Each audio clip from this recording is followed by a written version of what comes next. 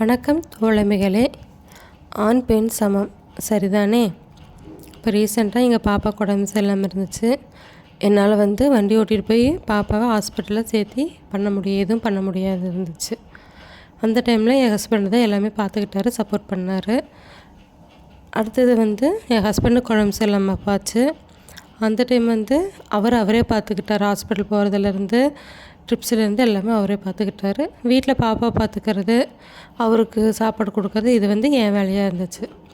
Next எனக்கு உடம்பு சரியில்லாமல் போனப்போ ஹாஸ்பிட்டல்லாம் கூட்டிகிட்டு போயிட்டாங்க. பட் சமைக்கிறதுக்கோ வீட்டு வேலை செய்கிறதுக்கோ யாருனாலையும் முடியலை. அந்த டைம் எங்கள் அம்மா தான் எங்களுக்கு ஹெல்ப் பண்ணாங்க.